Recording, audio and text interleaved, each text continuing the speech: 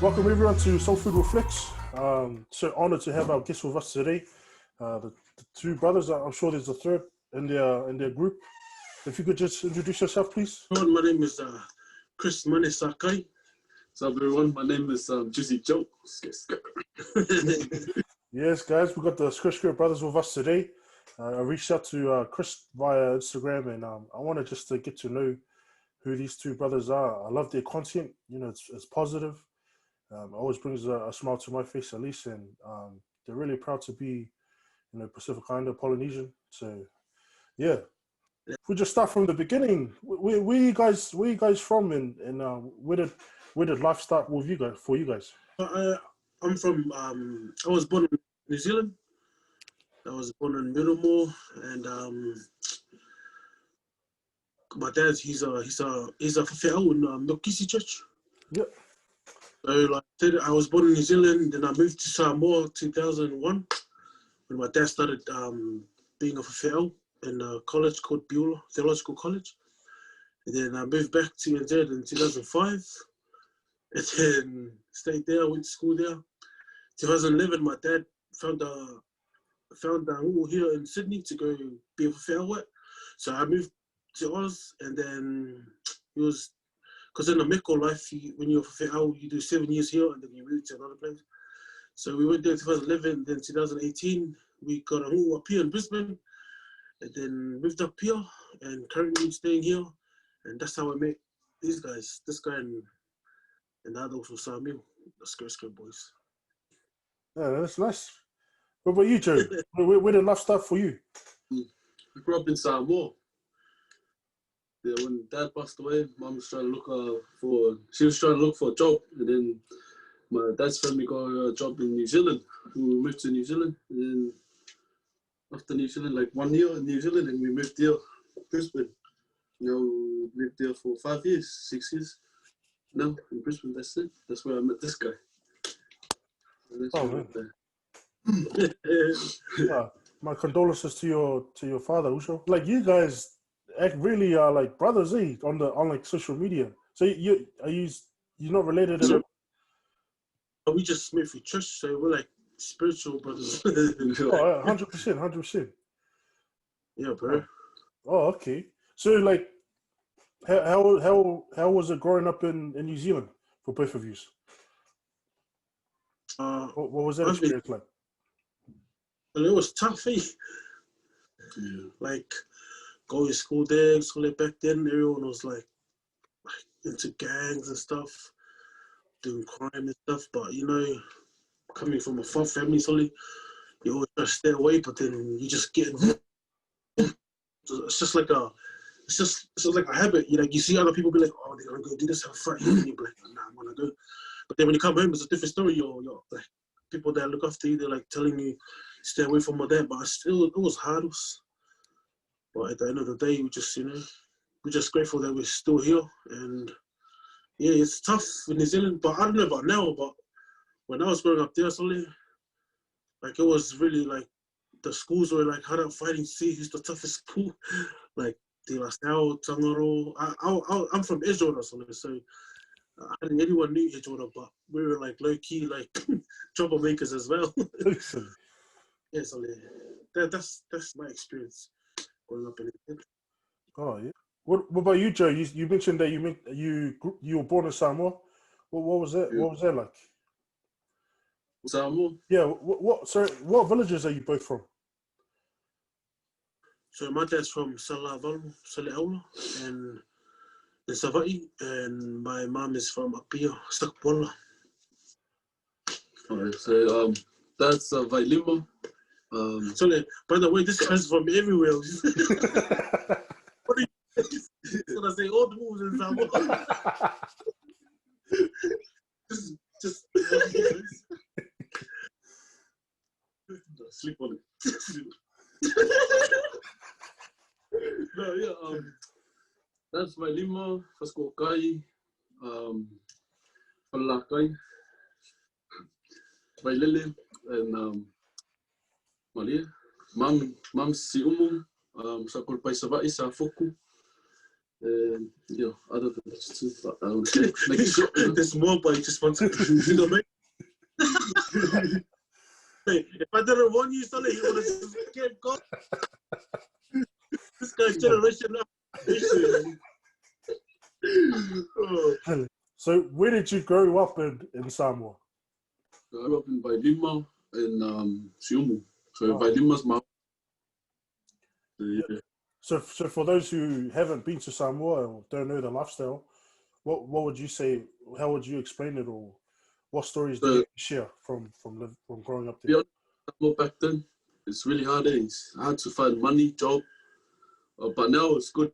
They have like heaps of like job, and you know they got their money and you know.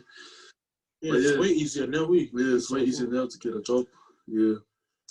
And now that they have TikToks, bro, they can just scroll through this guy's job, like Mrs. Noah. Back then, even Bieber they didn't have it. Sorry, not the Bieber. Sorry, they keep in contact by screaming on this side of the village. So yeah, that's the last in Samoa. Yeah, and you transitioned to New Zealand. So how was that growing up, moving from Samoa to New Zealand? That's in New Zealand. That time was really hard for me and my mum because mum knows English, me as well. So yeah, it was a hard life because we're in Blenheim near Christchurch. It was the coldest. Oh, that's where all the Palangi's are. That's why Country Tapa is English. It's Palangi. Imagine that they broke English level. Yeah, like, to come up with a good English, I have to pronounce the words properly. Yo. So I always correct them though. Like you know, I laugh, but he knows that I'm trying to correct them. Yeah, we just you don't help him and stuff. Yeah, yeah. So you. So like earlier this week, you know the rapper Amo the MC. Yeah. So we were doing because it was our little so Samuel, the youngest in the group. It was his birthday yesterday. Yeah. Yesterday, and before then, like prior to his birthday, we messaged all the people that Samuel listened to, like his favorite artists, like just people that he likes watching. Have you heard of them? Him and Knox? Yeah. Huh. Yes. And this guy said to him, "Ask Knox." And I was like, "Oh yes, I'll message him." And then, like a couple of days later, he goes, "Sorry, can you message his brother?" And I was like, "Who?" He goes, "His brother, the rapper." I was like, "What's his name?" He goes, "I'm with the Mac." I didn't laugh. I told him to say it again. Who? He goes, "I'm with the Mac." I was like, "Oh, bro." This guy. And then as soon as I told him something, I'm with the MC. And he goes, "Sorry, I thought it was Mac like McDonald's." I was like, "Oh, bro. You win, Uzo." So like, that was crack. I'm with the MC. If you're watching, shout out to you, Uzo. I'm a protect. I'm telling me. Kind of turning into a roast fest now. Nah. It was so... Nah, we all go through it, Uzo. Straight up, we all go through it. Learning English. It's not our language, so you know. Well, it's funny because when he doesn't notice, so it's awkward. But when he walks out, sorry. So what was it? What was it like learning the language over there in New Zealand? Like when you finally got to a point where you can like communicate with others. So in New Zealand, didn't have any friends. It's just me and my family. That's it. I was trying to look out for the future. That's all. Yeah. But it was, talk to people now. Yeah. What I gotta do is gotta read. And my sister, she always helped me for my English as well. Yeah. So have you always been Mikukishi, or were you attending a different church over there? I'm Mefakasa. It's because of infections. Yeah. Oh yeah. Yeah. Oh, so you don't attend the same church there in Brisbane? Yeah. So he was at the church that we're at now, but because the elder was here, he finished his 7 years and they needed a new one, and so my dad got put here, and that's how I met these guys. Yeah. Oh, okay. So they were choirs. this guy he was that kid in the youth. No one talks to because he doesn't talk to anyone. Yeah. Tell him how. Well, tell us. So when we settled in there, it's been like what, a weekend, and then we had practice for Sunday school. Yeah. And this guy messages me out of nowhere, like on my Facebook Messenger. And it's like Maloso, but I thought it was one of those, like, you know, there's randoms that are friends. So like, Maloso. We were just talking, just like, you know, just having a normal chat. So like, then he goes, "Are you coming to practice tomorrow?" I didn't even know like who this guy was. I didn't even know he stayed here. I was like, "What do you mean?" He goes, "You coming to practice for Sunday school?" I was like, "Who's this?" And it's like, "It's me too." So and like, keep in mind, we just got here. We don't know anyone. Like we only know like the fellow who's like the main people in the church. So like, then this guy sends me photos of him wearing like the church outfits and stuff. And I was like, then my mom said, "Mom, have you seen this guy with me?" When we got to practice, I was getting my keyboard out of the car. Turned around, this guy just made a sabust. I was like, "You don't that miss me?" And he's like, "Yo, so nice to meet you." So that's how I met this guy. So and ever since then, this guy, like, he likes the vibes, the way I vibe and stuff. So he just kept coming over, like, probably every weekend, eh? Yeah. Every weekend, and then we met Samuel. Like, we just met him. That's how we met him as well. But it was just like, he was one of the church boys, and he just came and vibed with us. So and then every weekend we go to each other's houses, and then after that it was like they stayed at my house for like a week. Samuel skipped school and stuff to come stay. Yeah, that's how that's when we started making funny videos. Yeah. That was funny. That's how I met these guys. Joe, would you say that you didn't have friends in New Zealand because you couldn't speak to them? Like, say if you did have good English, you would have had friends there, or was it just you didn't want to have friends? What was the case there? I have no idea. I don't understand too. Yeah, so it's the hard life there. Yeah. So how was your experience, like, linking up with Chris and the other Usho, and then, like, finally, you know, clicking with a group of friends? Yo, so like, I'm happy because, you know, I grew up with no older brothers because they all like gone to have their own family and that. Yeah. So I'm little brothers are looking out for me, like, you know. So he's like my older brother, like I look up to, like, he teach me all this stuff, you know. So yeah, when I first met this guy, so I couldn't sing. No, I have no like. Charlie, this guy, he didn't know he could sing. There was one time I was jamming. What was it? What were we practicing for? Oh, the what Sunday? I have to sing. Remember? No, was it? What? What's it was a sub long. I was Youth Sunday. Yeah. Are you? Or you? What religion are you? Yeah, I grew up Nico Kishi. Oh yeah. So you understand now? Yeah. Huh? Yeah. So it's like you know, there's a Sunday for the youth, and then this guy got told to do a solo. Eh? It was one of the solos for one of the plays, and then this guy came over because he wanted to study, like, tell me how to sing and stuff, because at practice, like, he was a bit shy, and I told him, "So just come over, we'll just go for it." And then he came over, and then we just did a song, and then after that I was like, "So do you listen to any other song?" And then he told me, what song was it? Country is a country song. It was Neon Moon. And I was just jamming. I was like, we were playing on a speaker, and then I was just jamming along to it. And then while I was jamming, so this guy was singing. Like, I was like, what? And I go, "So Luz, come here." So I jumped on the mic. I said, "Get the words." "No, I sing this, yeah." So like, then and then ever since then I told him, "You got a voice." But till this day, he doesn't think he sings. Like, he can sing, but I always tell him, "Solid." He's that good, Solid, that when I uploaded one of our videos of him singing Neon Moon, people were saying it was fake.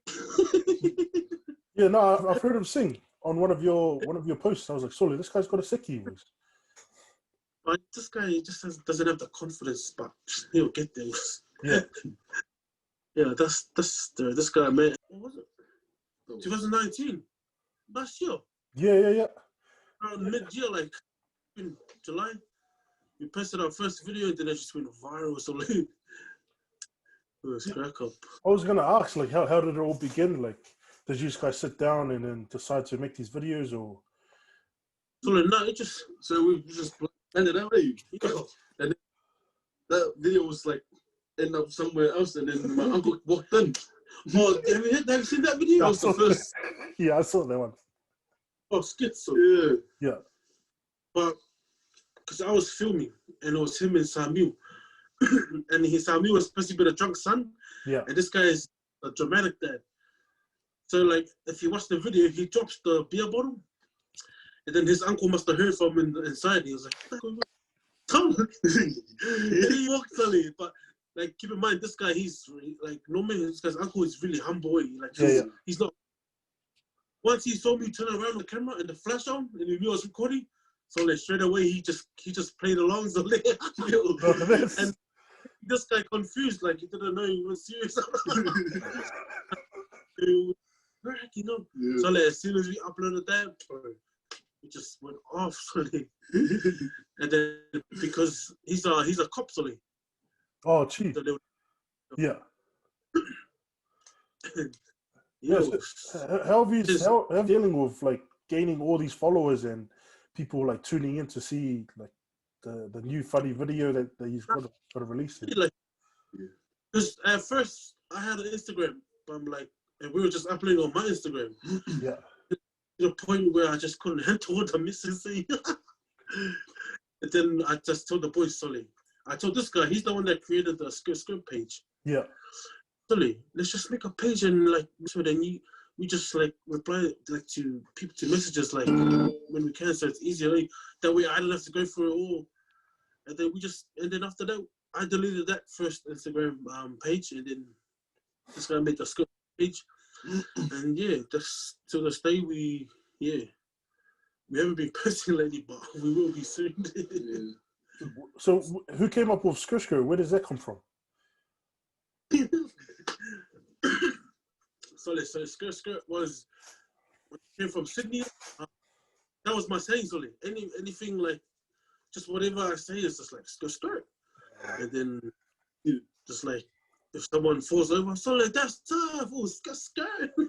It just got annoying to everyone at church. And then it came to a point where people were calling me Skurt instead of Chris. Yeah. Skurtskurt. And then if I get in trouble, like from my dad, like if we have business and my dad grounds me for not singing, and then someone will be like, Solid, Skurtskurt. just got annoying, and then they just got to a point where like everyone is saying Skurtskurt, like, oh, it's just, you know, when you say Skurtskurt, it's just, they think of me straight away. Yeah. And that time I was getting to know these guys, and they were calling me Skurt, like till this day, they never call me Chris, they always call me Skurt. Yeah. I was like, sorry. Once our videos were going good, like everyone was liking it, and then we just came up with the name Skurtskurt Boys because they ended up saying it as well as a saying. Yeah. Then they just got to the point we're just like, nah, just name ourselves Skurtskurt Boys. So how do you deal with it, Joe? Since you're like this quiet person, how do you deal with like having all these followers and people messaging you and things like that? So, to be honest, like, it's really hard because, you know, right now it's busy as a bit, how's it going, you know? But, you know, when they message me, I just don't have time to message them back. Some of them, only the, you know, not the negative ones, but yeah. Only the, I already messaged them already. But yeah, it's just, yeah. So it must have been like, so I'm getting interested in this guy's story now. like how did it feel, like, you know, how you came from New Zealand with no friends? So like when you came, because he stayed there how many years until I met you? When you were here? What year did you come? 2014. So 4 years later, I met him. Yeah. And then after the videos, we became famous, and then this guy just went like from quiet to this, like, oh my gosh, it's just from Skurtskurt Boys, like.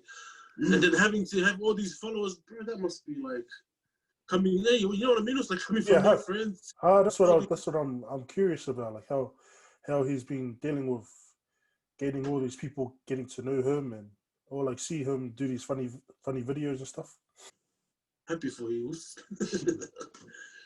So like, if I was to go back and ask like Chris and Joe, what you wanted to be when you're older, what would be the answer? So like, to be honest, because mom and dad being fulfilled, like I just told myself to just like support them with whatever they need and stuff. And just like, I don't know, my future I see it as like just having a partner, you know. If we have kids, we have kids. It's just church, like, you know, just helping out my parents, because for like 6 years while they were in Samoa doing my dad's FL school. And then, so I left 2005. I left Samoa 2005. It was just me and my sister, the one after me. So then when they came 2011, there was 3 other little kids.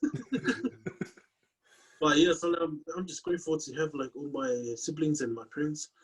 But like, to be honest, there's no like I don't really look like in the future. I don't really like, my goals are just like nothing major. It's only just helping out mom and dad with church, and you know, just boring. Nothing interesting. So that's the same thing what he said, but mostly me, I'm close with mum. Gotta look after mum and the little ones. They want to look out for, but yeah, just pretty much just help out mum and the little ones. So right now I'm staying with mum. Yeah, that's all. So you know, this guy, when he comes to my house, him and Samuel, so my dad, they didn't even like be nice to him. They treat him like they treat me. Yeah. Yeah, then every time my dad wants to do something, like, because me, I got bad vision. Like, well, we'll get to that, but when this guy's over, something my dad knows, like, this guy's good with like running around and stuff, and just whatever he does at the back end. Because my dad, he's like a panel beater. Yeah. He'll just come ask this guy to run around, get this like the screw, spanner, whatever. But he just never asks me because he knows he'll get angry because I'll never find it. But yeah, so when these guys come over, it's just like one of my other siblings. So it's just not only them, but everyone in the youth, like, but mainly these guys because we're close. Yeah. So Joe, how are you dealing with being like the man of the house and carrying that responsibility? So it's really hard. It's not easy. Telling you that when mom's working, because I look after the little ones, and then after that, when mom comes back, and then I'll go work. Yeah, to be a man of the house is not easy. All those kids there, they think, oh yeah, must be nice to be a man of the house, but I'm telling you, it's not easy. So, yeah. So what helps you to carry that responsibility? What are some things or people that, obviously Chris is there for you and helps you, but what are some other things that help you to carry that responsibility of being the man of the house? Yeah, obviously church and that. When you work hard and you achieve like good things, that's my motivate. You know, if like you buy stuff, right? That's your motivate to keep working and help out mum. And so that's pretty much it. Yeah, and my older, like my usuria and my uncles and aunties, they always like, oh, you gotta do this and that to help out your mum. You know, yeah, that's pretty much it. Yeah. So much respect for you, Joe, and the responsibility that you carry. Obviously, you know, it's good to surround yourself with people who love you and support you, like your big brother Chris there. I mean, I pray for your family and the responsibility that you carry, man. They always say that the preacher's kid's the most naughtiest. So can you tell us how that challenge is, where everyone expects, you know, the kid of the preacher to be perfect, this perfect model for the church and the youth? How have you dealt with that in your life? Man, it's hard, eh? Like solely because when I moved from Samoa to New Zealand, 2005 to 2011. Like, I still wasn't understanding that, like, you know, that. But when I moved, my dad wasn't fulfilled out yet. He was still like a little. And then when I moved, I think a year later, he graduated to be a fulfilled. And then to me, like, I didn't even know all that, you know, fulfilled kids, like, yeah, that's fulfilled, you need to be this. So like, I was hard up, smoking, drinking, and all this stuff. So honestly, that was me. So like, I had no idea what, like I didn't even know what church was, Mekisi, whatever. I just went to church, just go to sleep, and then come back. Yeah. So like, and then it wasn't until I got the phone call that mum and dad are moving to Sydney, because dad found a woman in Sydney. And when I moved over, suddenly I came off that, like, New Zealand kid type, you know, just like didn't care about anyone. If someone looked at me funny at church, geez, that was me. And then as I lived in, like, when I lived in Sydney, as the years went by, I just started, like, realizing, bro, Fel's kids, they have to be this, have to be that. And then, like, I just realized, like, bro, like, they look up to me and stuff. And me coming from my background, all that, I was like, sorry, but I'm looking for a drink. Like, I want to buy a pussy and some smokes. And then I met a couple of kids from our church in Sydney, and they just told me everything, because they grew up being Milkisi. And they'll just tell me, like, people, like, the youth look up to you. Even, like, the kids from other churches, when we have combines, they'll be like, oh, that's the Fel son. Like, he's probably, like, real Mamalu and stuff, like. But little did they know, so, like, yeah. But yeah, also, I realized, like, I understand now, like, the whole, like, being for Fel's son, and just, like, the Milkisi life. And then, because to be honest, when I came from New Zealand, so I didn't know I speak Samoan, so, like, and now we're doing, like, Whaololo stuff. Like, even this guy, full of owls, full of sword, into Ava. But yeah, it was just buzzing me. Like, even, like, to this day, my youth, the older ones, they understand me. Like, they know what my background is, and they know what I do. But when I go to church for the little kids, they just look at me like, you know, they think, oh, I want to be like this. I want to be like Chris. And I always try to be, like, a good example for them. Yeah. Even the little kids, like, even the babies, they can be Skurtskurt. Yeah, man, I see that youth is like a big part of your guys' life on your social media. Man. But yeah, that's like even now people still say, oh, Fel's son, you're supposed to be that. But at the end of the day, so we're all the same, bro. Like, we all have we're all different, you know. I think, like, probably like 90% of Fel kids are, like, the bad ones, eh? 99%. They always say that, eh? So it's like, I just wanted to see how, because I can't imagine having to deal with that, eh? Yeah, nah, I'm kind of used to it, eh? Yeah. Older, and then it just gets to the point you're just like, gee, if you want to know me, so let me just get scared. No, it's not Fel's son. But yeah, it was tough, but pretty sick, you know. Yeah. So, like, when growing up, did you grow up like the normal Samoan kid? Like, I want to make rugby or league or something like that. What was your guys? So like me, when I was little, so like, dad was the most fucked up dad ever. So he always, like, I was like, son, when you're older, I want you to be a builder. I want you to make money. Okay, I was like, okay, so yeah, that was my dream. Like, but now, yeah, everything's all set up. I went to the TAFE, took my course in that for 2 years. This guy passed as apprentice on it. Yeah. Man, that's amazing. So yeah, that's carpentry.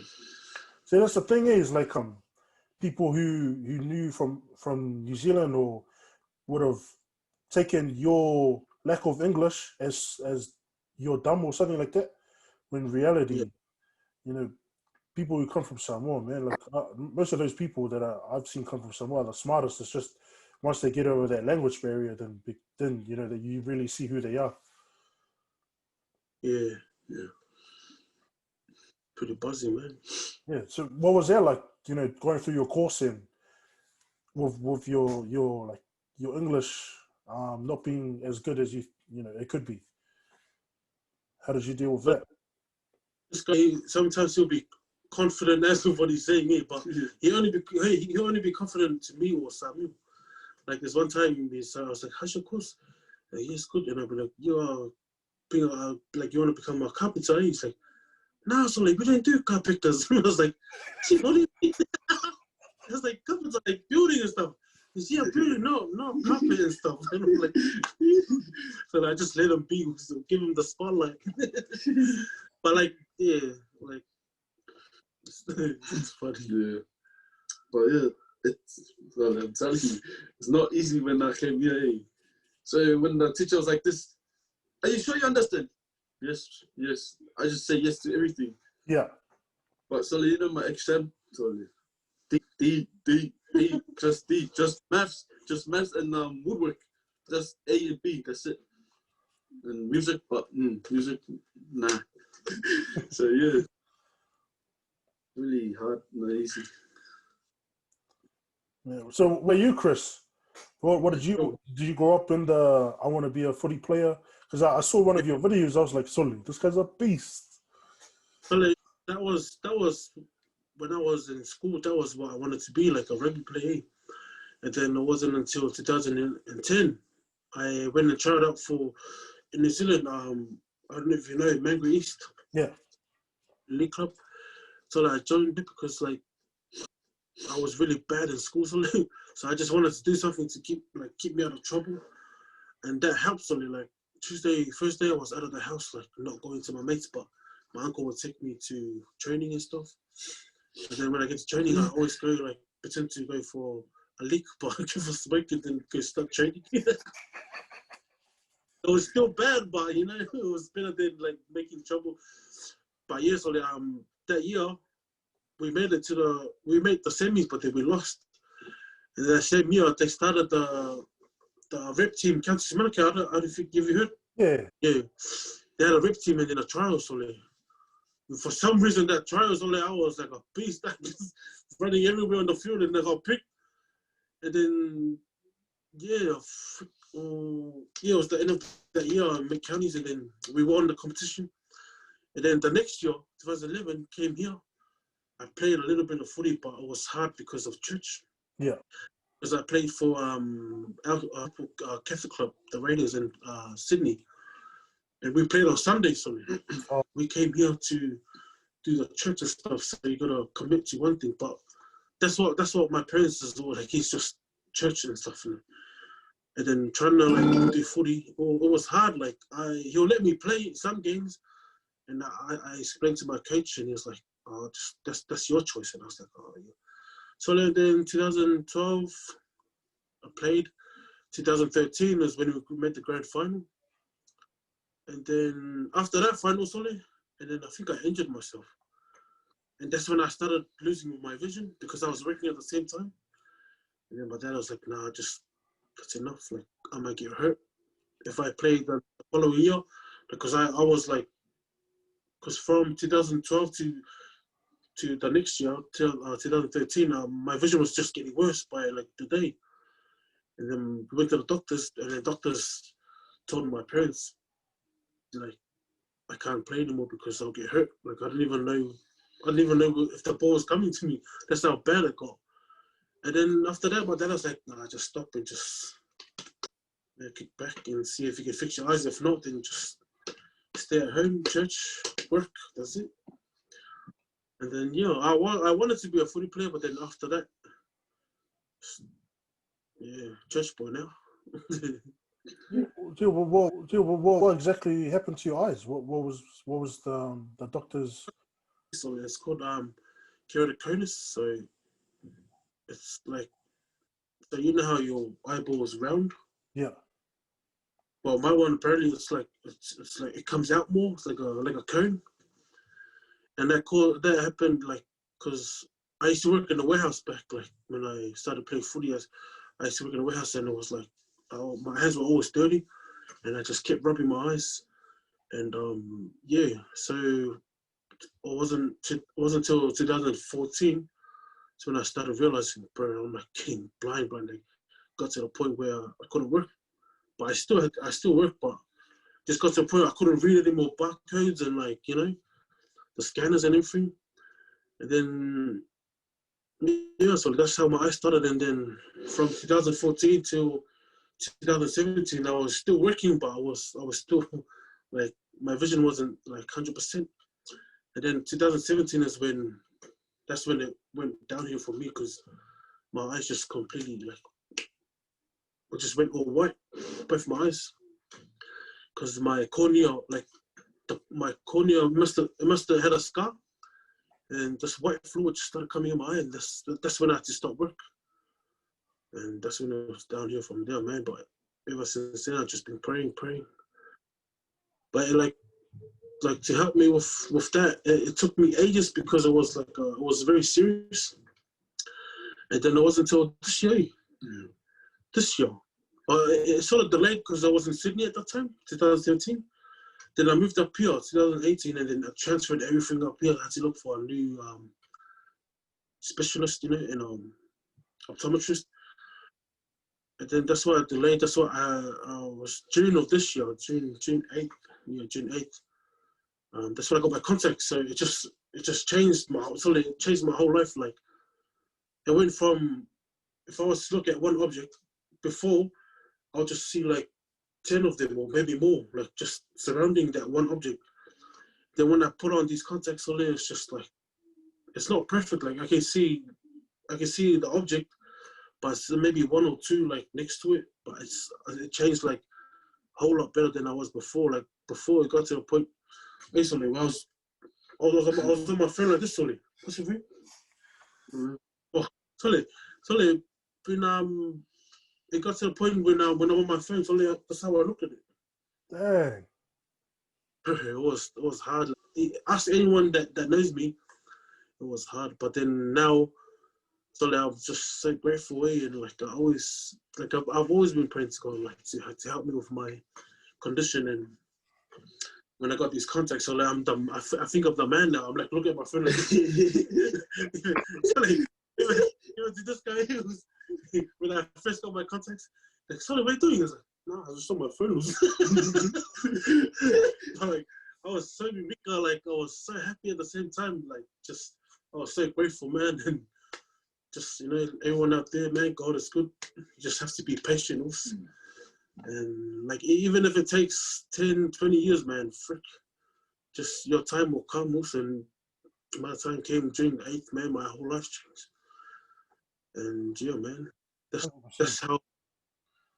I think not many of our viewers, like, I think they all don't know about my condition, but I think because when I put up a video of when I got my contacts on my personal page, not the Skurtskurt, but those people, they understand. And I wrote, like, the caption was pretty much everything that happened to me when this first started. Yeah. No, because I saw your eyes on one of the posts, and it's something that my friend, one of my best friends back home in New Zealand, he's having the same issue. He's facing that now. Yeah. So I was like, I wanted to ask him about this eye vision thing. So heaps of people message me about that video, like about my condition, because they say they have it or and they're just saying like, how did it come, like how did it happen? And I was just like, man, you just gotta go see a optometrist. They'll send you to a specialist. They'll look at your eye. It depends, because my condition, everyone's different. Because like other people, they could be allergic to this drop or that drop. But me, Solid, yeah, that's how that came about. Like, and I reply back to all of them, Solid. Even the comments on that post, I tell them my story, and I tell them like what they need to do, who they should see, because my specialist, he gave me options. Like, if I move to Sydney, he gave me someone to contact if I move to Sydney, or even if I move to Melbourne. So this specialist is the man. Because when he looked at my eyes, he was like, how are you like seeing things? But I was just so much into everything. Like, yeah, sometimes like, what I hear, like even when I'm walking and stuff, like when when you get close to a wall and I can't see, I know because I can hear myself getting closer and closer. It was like it sounds confusing, but that's how I was like doing it. It was hard, but and then now I got my contacts away. Telling you now, I'm stuck till this day. I'm still buzzing out. Yeah, man. And like sometimes before Solid, when they show me something on the phone, they know to come all the way up to me, or I have to go to them. But now Solid, I'm sitting on the other side of the room, and this guy's on the other side. He's like, "So, have you seen this?" And I'm like, "Well." But else, then everyone be like, if you're going through stuff, just be patient, man. Your time will come. 100%. No, because it reminds me of this experience that I went through recently. Because I work in retail, and one of the customers came in, and it was an older lady, and she was standing at the tails, asking me what color one of the tails were, and I was like, "Oh, are you colorblind?" And she replied, "Yes." She was really emotional, thinking about the struggle of having to ask someone, what the color of the tail was. I just walked away. I was like, just before that, I was like, oh man, I just want to go home, eh? It's been a long day. There's complaining in your head once. But after walking away from that conversation, I was just like, man, it's those small things, eh? Like even seeing color in life. Those are like small blessings from God, eh? Yeah, man, that's like, she really like get emotional. Like, yeah, she was just standing there for ages. She wanted a great tail. But she was waiting for someone to pass by. She was just standing in the tail, or like just looking at the tail, like trying to figure out what color it is. Wow. I was like, man, it's like even seeing color is like we expect that, we expect those small things in life, but some people don't have it, which is sad. That's why I'm grateful, man. Like after getting these contacts, like it took me like 3 years, man. That was long. But like I'm grateful that some people like they still not able to like get that treatment, but yeah, I was grateful as. Yeah, man. What's your guys' vision now? Like just with life in general, like Joe, is one day is a your dream or goal one day to own like a building company, or like what do you envision with your carpentry? So when I was in my course, I was thinking of a plan for some more because Dad left me a land, eh? So I was thinking of what I'm gonna do with that land. So then I was thinking of doing business as well at the same time. So I've done my business, landscaping and concreting and building. So that's what I'm trying to think. So when I go back to Samoa, because I don't like it here. I don't want to stay here because Samoa's way better for me. Yeah, because you can make business straight away in Samoa. Yeah. So that's why it's easy for me in Samoa. Man, that's awesome, man. There's so many things that you've done. So that's the crazy thing that the whole like my page is it's to change the narrative, change what people say about us Polynesians. Like they look at us as honestly, I've met a lot of people that think they were dumb, were stupid. Yeah, like, it just makes me sick, eh? And like to hear yourself, Joe, like people might hear your English and think it's one thing, but you doing your business and your carpentry, like those things are not easy, man. Yeah, but the hardest thing is for me to live here because all the doctors are good, because I got rheumatic fever, if you know what I mean. Like, yeah. I know what rheumatic fever. There's got a condition. Yeah, so how did that come about? I had it when I was little, but Samoa they don't have those Yeah. So lucky was the doctors from America. They came to Samoa, and then they went to school and stuff like that to help out all the kids, the little ones. So I was the first one in my school. So they were like, "Oh, he needs to have this medication and all that." So then I went to New Zealand, and in New Zealand they said, "Oh, it's all good." And when I came here, and then some reason I collapsed, and then I went to the doctors, and the doctor checked me, and then they said, "Oh, I got a rheumatic fever. My heart's leaking." And I was like, "Oh, fuck." So yeah. Oh, man. Well, God's blessings that you're still here, Uzo. Yeah. Because a lot of kids are not fortunate. They actually pass away from rheumatic fever. Yeah. So like this guy gets like he really gets down about what he has. And I just tell him, so let's still worry about it, like just pray and stuff. Like even we make jokes about it, like he makes jokes about my eyes. And then because this guy every month he has to go to the doctors to do a needle. And I'll be like, Sully, what are you up to? He'll be like, Sully, I'm going to do my thing. And I was like, you going to school your ass? And I'm like, yo, you know what it is. Sully, to this day when I said he gets angry once. So like, I'll be like, where you going? Because don't distract me, because I know where his doctor is. We always go sometimes. And I know he won't go to Strathmore for anything else. And I'll be like, go to your ass. Like, yo. And he'll be like, at least I can see my ass. So like, it's just like, that's why like, because I know this guy, he gets on the down bus when he thinks about, and I said, Solid, just have faith, just pray. That's why I always like joke to him about it. Just Solid, don't worry about it. You're gonna be fine. Like I always tell him, see me, Solid, I couldn't see you, but now Solid, I can see you. You know? Just gotta have a little bit of faith, a little bit of courage, and you'll be all right. That's why it's funny because this social media thing, like Instagram, it sort of helps us with our lives, like individually as well. So it helps us a lot. Like when we first started, so we had to go through that phase where you gotta deal with the haters. Sure. But when we first started, so we were like, what you say? What you say about it? So because at a point, like all the hate messages, we take our videos on there and we're like, what you say? we go in their profile and just roast them.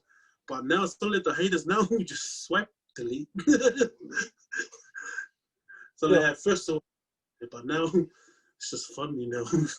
Yeah, I was gonna ask how you deal with or how you dealt with haters, because it's sad. Sometimes it's our own people that are doing it, man. Yeah. So and there's like some of them are for this guy's English. Some of them saying like because I'm fat. Some of them saying Samuel because he's got Chinese eyes, whatever. So there was out there. Some of them were like, you guys are not even funny. Like they will compare us to other poly like entertainers. Like these guys are funnier than me. These guys are funny. So like all those comments and stuff, they just make us think of more ideas.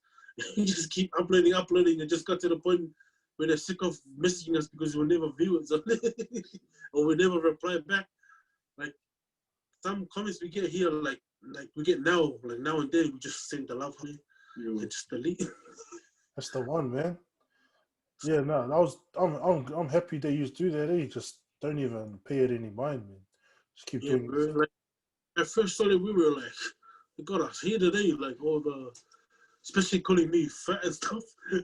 Cause it just got to the point like, gee, 101 meet me up, like in my New Zealand days. Gee, is that us? But we just got past that, so I just think positive.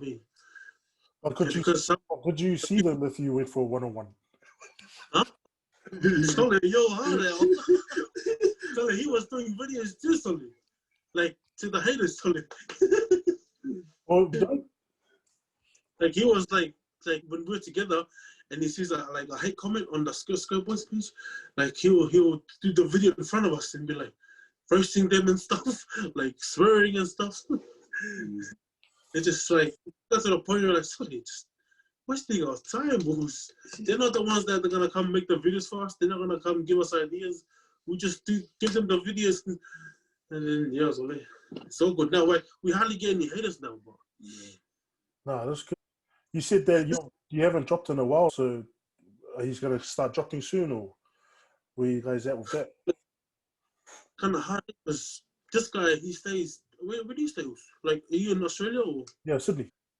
Oh yeah, because we're in Brisbane. This guy stays like on the other side. He stays in Redbank, and I stay in Redcliffe. So me and the young guy also, we stay on the north side, but this guy stays on the west side. But this guy always comes up Fridays for church, and then he'll come back on Sunday. And it was just hard because when he stayed at north side, it was easier because we could just get together. But now he moved back down, and we just make videos now and then when we're together. But it's more of when we get together, we just catch up, and then we just forget to make videos. Yeah. I saw that was what was happening on the train with the with the girl? Was she actually taking videos of Joe? Sorry, funny stories on it. Before I started recording, it was way funnier because she full had like her elbows on the chair in front of her, so they just watching like this. Sorry, I couldn't see her. Like I didn't even notice. I was looking the other way, and this guy was like, "Sorry, this girl's taking photos of me." I said, "Wow!" And then I could see she had earphones on, and she was just watching something. And this guy was just going. So like, he even stood up and everything. And I was like, so like, hold on.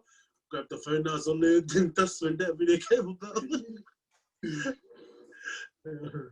It's funny because you know the Josh 685 video? That was at the station before we got on. So we recorded that. Like I didn't even know he had tickets. And then he chucked it on when he went to pay the ticket, but I was on my phone. And I looked up and I saw it, Josh 685. It was just got out the phone, recorded that. And then freaking hell. That's how those videos came about. But she was just watching something. I don't know what she was watching. And she couldn't hear what he was saying too, so that was funny. Do you just gain confidence when the camera's on you? Is that what it is? I think that is it. No, because when you're out, like at the public and stuff like that, I feel confidence. Like I'm with someone there. But when I'm by myself, at the same time, like be confident and then not, because it depends. Sometimes never play around because that's how you get a hiding from other people. Sorry, one of the girls like on Instagram saw this guy at a mausoleum out here in Red Bank, and she recorded him. She recorded him, and she sent it to me. She's like, "What's Shane doing in my area?" And I looked at it, and this guy was looking around like he was by himself with his little brother. He was just looking around. And I was like, "Gee, what is he doing?" But if it was me and if it was us, like it was me and him or him and Samuel, he would just be normal. But this guy is like shy because some people when they see him, they go up and ask for photos, especially kids like in school. They watch our TikTok. They always run at this guy when he's by himself. So like, he doesn't know what to say. He doesn't know like if they take photos, he doesn't know what to say after. He's just like, "Oh hi, oh bye." Like he can't conversate with him. But when he's with me or Sabi, it's easier because we'll do all the talking. But yo, that's funny. You guys get that a lot when you're out, like people asking for photos and things like that.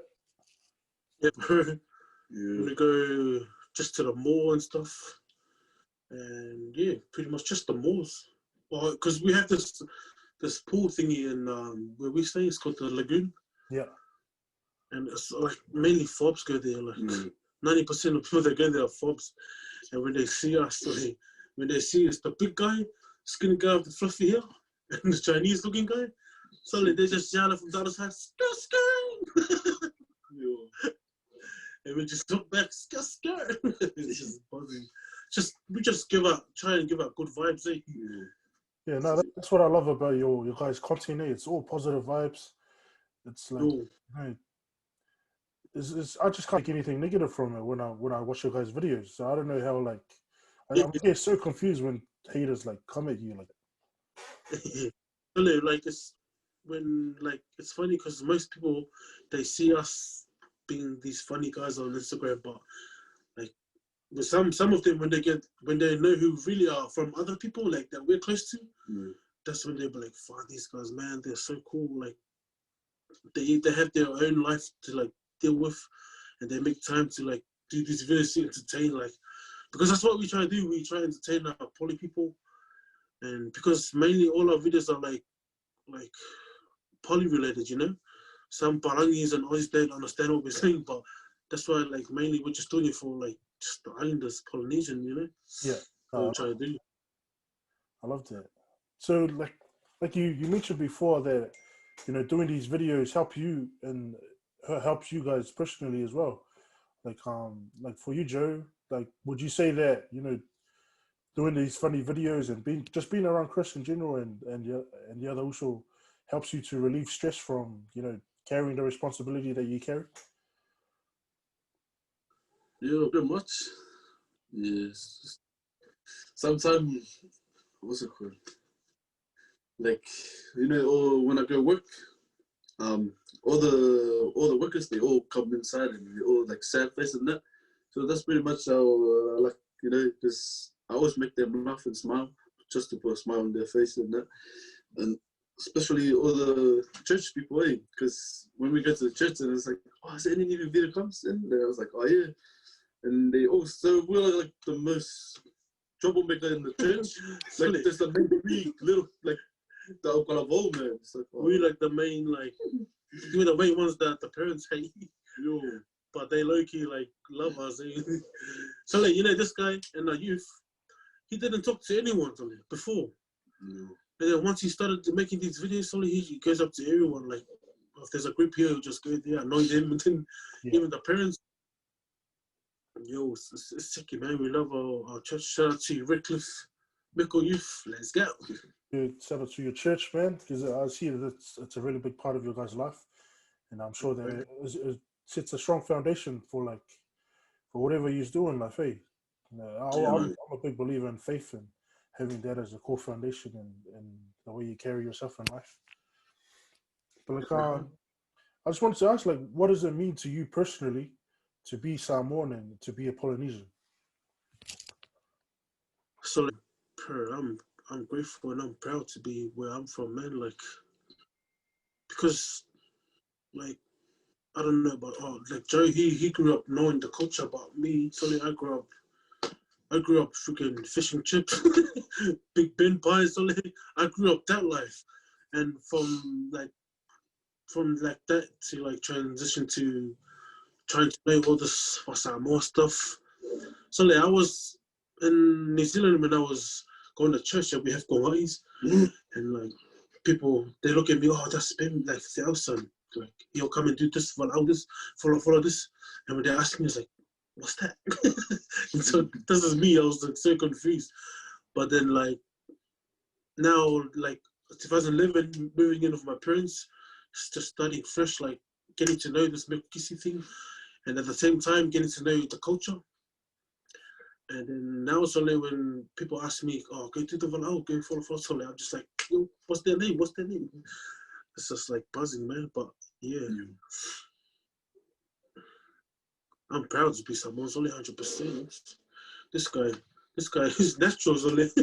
What about you, Joe? How have you continued to keep, Samoa with you, being away from the land? So,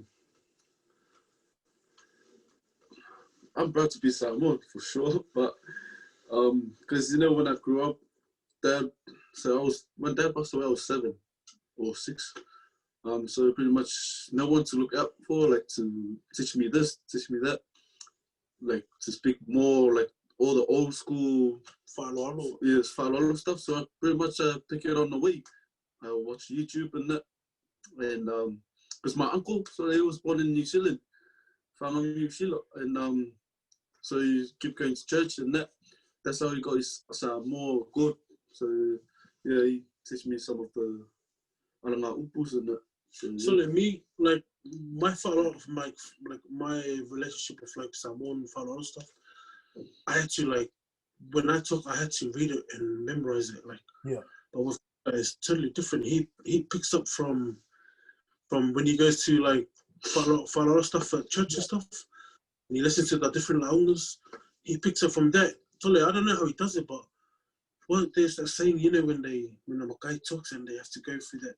They have to say certain stuff, and everyone says it. The fuck out. Yeah. So there was one our church stuff. He was saying everything that he was saying, and then I was just telling him, how do you know this? He goes, I always hear that every Makai has to say that. Yeah. Knowing the whāloalo stuff, I was different. I was going through what my dad will write me or my uncle, but this guy's all by ear, man. He's been through so much stuff that he picks it up. It's just natural, brother. No, I love that you guys are proud to be where you're from and be who you are, because I definitely see it in your guys' social media and your posts that you post up. Yeah, I just feel, I just love seeing our people share who they are, their cultures on social media. It's the way we keep the culture alive, eh? Yeah, always, man. Yeah, the only thing that makes us do for some more stuff, especially me, because when I came here, there's no kids they can speak Samoan. So that's like my motivation, because I gotta teach the young ones like how to do this, how to do that. So now when they grow up, so they know what to do. So right now in our church, man, speak up quick. Our kids now at church, like the youth, they don't know like what you say and stuff, but they know what's this and what's that. Like they know you follow all for the sewer, follow for this kohai, because recently we had this youth thingy where we get split into like 2 groups and we compete, and I think that helped us a lot. My dad, like he saw that most of the youth didn't understand this Fasamo thing, and what my dad did was he split the church and 2 groups, so we compete. Like, it's not competing, we pretty much just like you always have a partner from the other group to doing the same thing, like for the other, and like it's just like a little bit of, gee, I want to do better than you, but at the same time you're learning with, like, you know what I mean, you know what you're saying and you're just learning about the culture. And I think that was what, like, yeah, I was proud of my dad when he told me about that. So then we did that, and then the end of the day was so good. So like watching even the little kids, the boys, you think that they wouldn't say all that stuff because they get all these papers.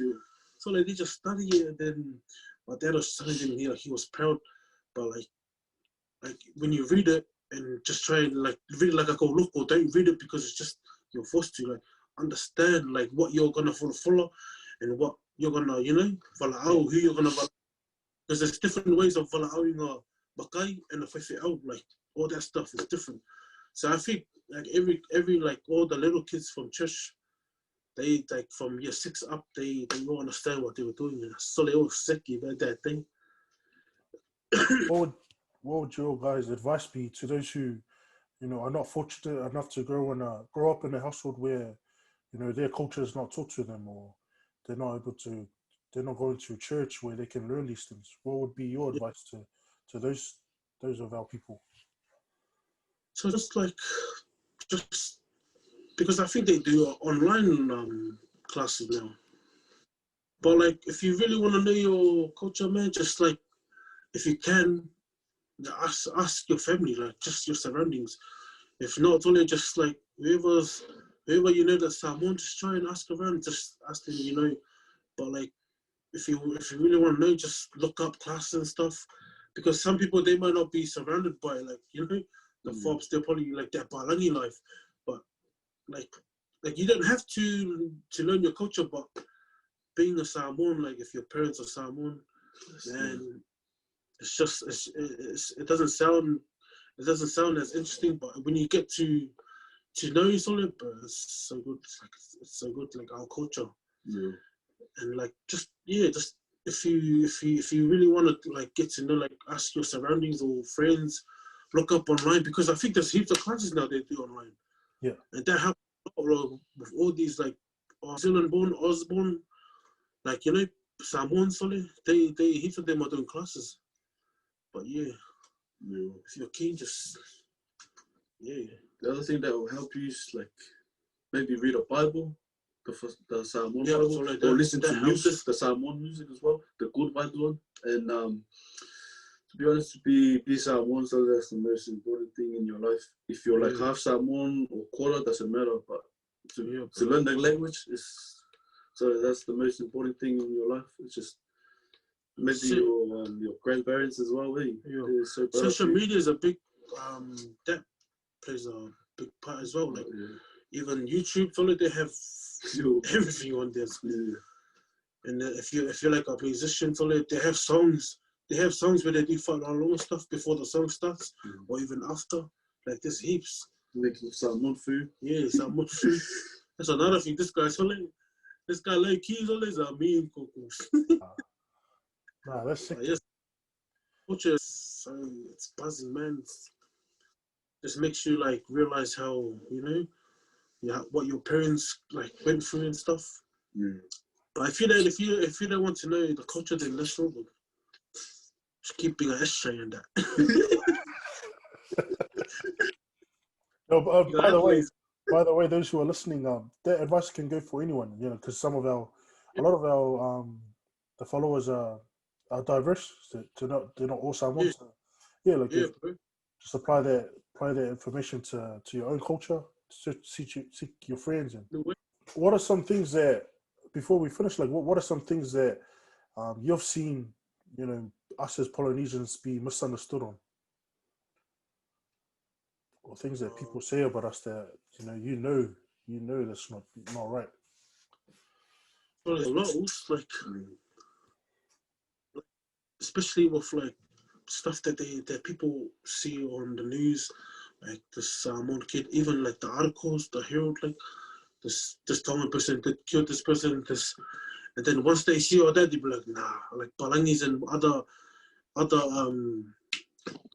like nationalities, they'll be like, nah, these kids are bad, like, because that happens a lot, because like Palangis will be like, oh, I heard someone's like did this on that, killed this person, don't go close to them or don't communicate with them. But so like they know all Samoans are not like that, Mm-hmm.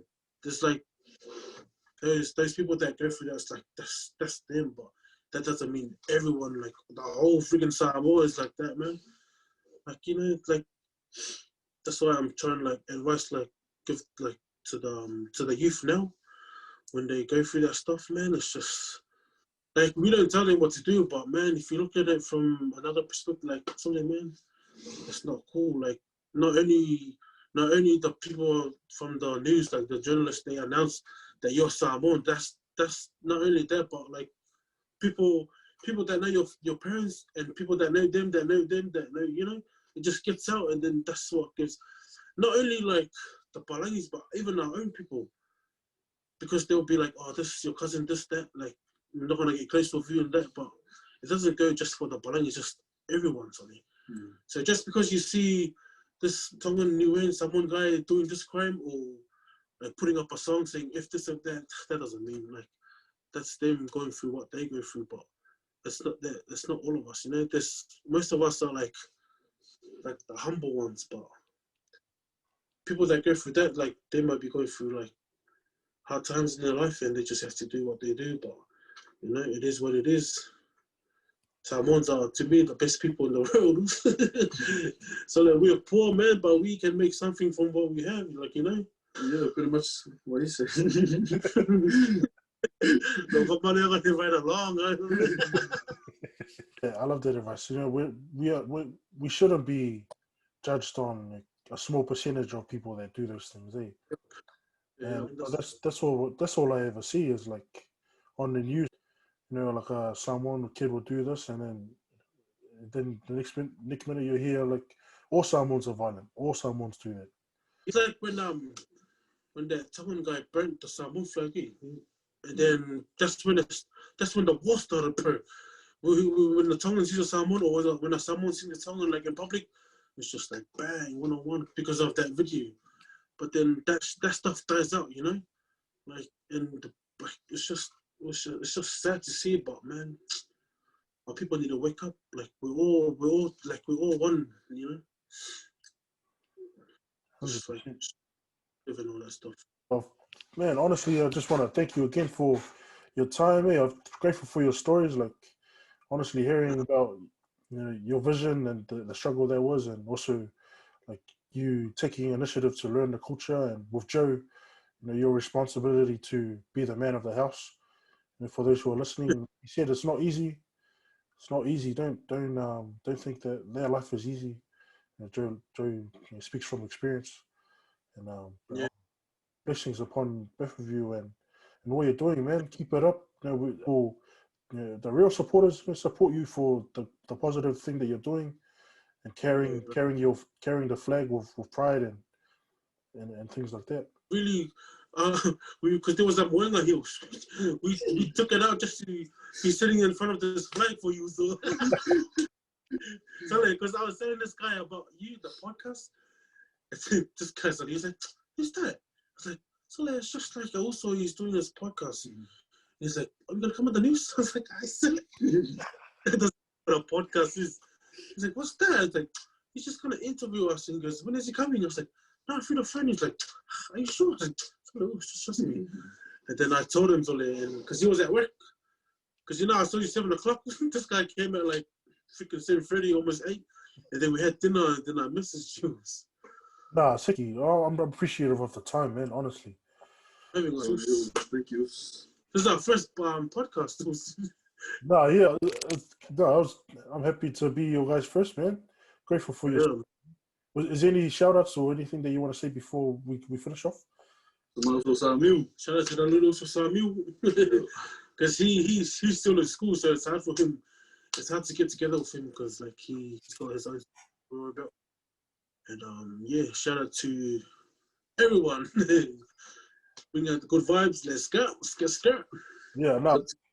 Mekos, Polynesian, you know, all the Tongans, Fijians. We love you guys so much. Shout out to Jesus. Yeah. Let's go.